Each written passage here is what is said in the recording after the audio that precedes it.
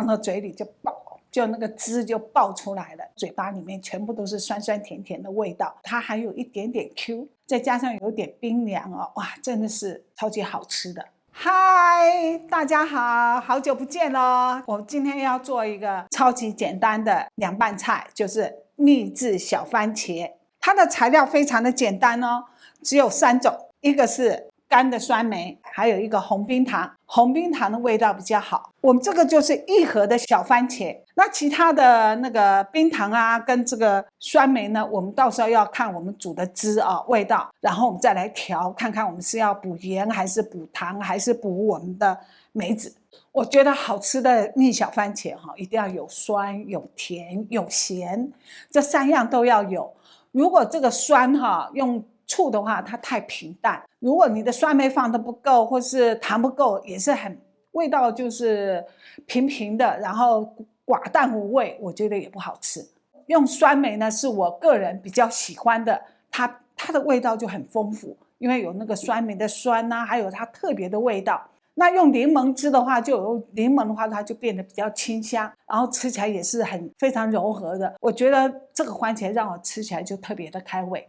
好，我们现在就开始煮水。要煮之前呢，我们先准备好1锅热水，还准备了1锅冷水。然后我们先把番茄给倒下去煮10秒钟，我们就拿出来了，马上放在冷水里。好，我们现在就直接捞出来。你看这样子比较完整，它没有破，所以不要超过10秒。我们现在就是要去番茄的这个皮，不要从这个头的这个尖的地方去，我们由这个屁股的这个地方去。然后你拿把刀子从这个屁股这个地方一拉，它就起来了。所以你看这个都很完整哦，或是用手直接拉，还用指甲一抠，从这个地头一拉，你看就剥好了。因为我食指完全没有指甲，就不好剥，有一点点指甲就好剥了。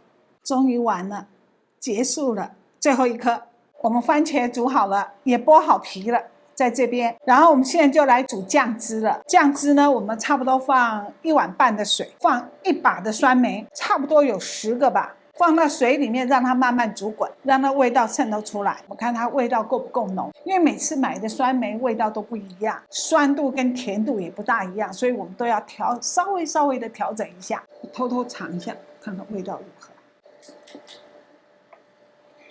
不够酸梅，我酸梅全下了，好。然后现在很重要的就是番茄下去一滚了，番茄就要把它捞出来了。来，我现在要倒进来了。给它煮滚的原因就是让它杀菌，不容易坏。我觉得它这样够甜了，什么都不要放，因为这个梅子都够酸，也够甜。然后剩下这腌的那个番茄的汁啊，到时候不要扔掉。番茄吃完以后，这个汁可以当饮料来喝。然后我们现在你看它马上就滚，不要1分钟2分钟它就滚了。滚了以后呢，很重要的就是马上把它拌一下以后就把它捞出来。你再煮久的话，它可能就会破，把它捞出来放着，这样子就完工了，很快吧。然后但是2个都要凉以后把它混合在一起，盖上盖子，放在冰箱里摆个半天，它就非常好吃了。那我们就等凉了再回来咯。这2个都放凉了，然后我把这个凉的汁倒进来。